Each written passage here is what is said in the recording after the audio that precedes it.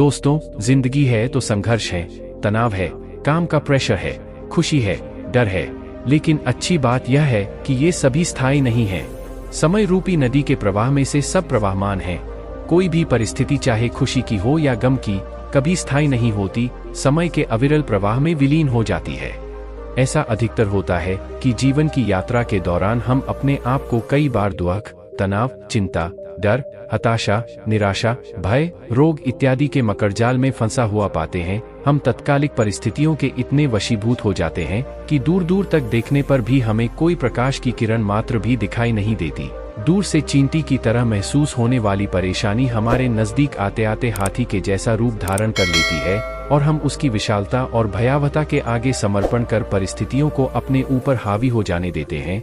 वो परिस्थिति हमारे पूरे वजूद को हिला डालती है, हमें हताशा, निराशा के भंवर में उलझा जाती है। एक एक क्षण पहाड़ सा प्रतीत होता है और हम में से ज्यादातर लोग आशा की कोई किरण ना देख पाने के कारण हताश होकर परिस्थिति के आगे हथियार डाल देते हैं। अगर आप किसी अनजान, निर्जन रेगिस्तान में फंस जाए तो उससे निकलने का एक ही उपाय है, बस चलते रहें। अगर आप नदी के बीच जाकर हाथ पैर नहीं चलाएंगे तो निश्चित ही डूब जाएंगे। जीवन में कभी ऐसा क्षण भी आता है जब लगता है कि बस अब कुछ भी बाकी नहीं है।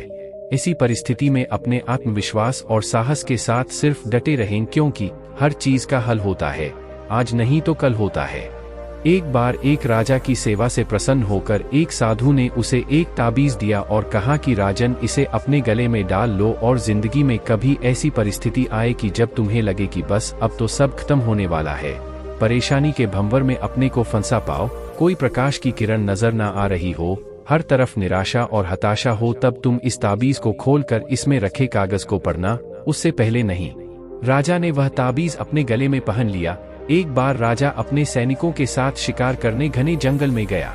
एक शेर का पीछा करते करते राजा अपने सैनिकों से अलग हो गया और दुश्मन राजा की सीमा में प्रवेश कर गया। घना जंगल और सांझ का समय, तभी कुछ दुश्मन सैनिकों के घोड़ों की टापों की आवाज राजा को आई और उसने भी अपने घोड़े को एड़ लगाई। राजा आगे आगे, दुश्मन सैनिक पीछे पीछे। बहुत दूर तक भागने पर भी राजा उन सैनिकों से पीछा नहीं छुड़ा पाया। भूख प्यास से बेहाल राजा को तभी घने पेड़ों के बीच में एक गुफा सी दिखी। उसने तुरंत स्वयं और घोड़े को उस गुफा की आड़ में छुपा लिया और सांस रोक कर बैठ गया। दुश्मन के घोड़ों के पैरों की आवाज धीरे धीरे पास आने लगी। दुश्मनों से घिरे हुए अकेले राजा को अपना अंत नजर आने लगा। उसे लगा कि बस कुछ ही क्षणों में दुश्मन उसे पकड़कर मौत के घाट उतार देंगे। वो जिंदगी से निराश हो ही गया था कि उसका हाथ अपने ताबीज पर गया और उसे साधु की बात याद आ गई। उसने तुरंत ताबीज को खोलकर कागज को बाहर निकाला और पढ़ा। उस पर्ची पर लिखा था, यह भी कट जाएगा। राजा को अचानक ही जैसे घोर अंधकार में एक ज्योति की किरण दिखी, डूबते को जैसे कोई सहारा मिला। उसे अचानक अपनी आत्मा में एक अकथनीय शांति का अनुभव हुआ। उसे लगा कि सचमुच यह भयावह समय भी कट ही जाएगा, फिर मैं क्यों चिंतित हूँ। अपने प्रभु और अपने पर विश्वास रख उसने स्वयं से कहा कि हाँ, यह भी कट जाएगा। और हुआ भी यही। दुश्मन के घोड़ों के पैरों की आवाज पास आते आते दूर जाने लगी। कुछ समय बाद वहां शांति छा गई। राजा रात में गुफा से निकला और किसी तरह अपने राज्य में वापस आ गया।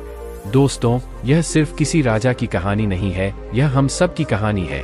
हम सभी परिस्थिति, काम, तनाव के दबाव में इतने जकड़ जाते हैं कि हमें कुछ सूझता नहीं है। हमारा डर हम पर हावी होने लगता है।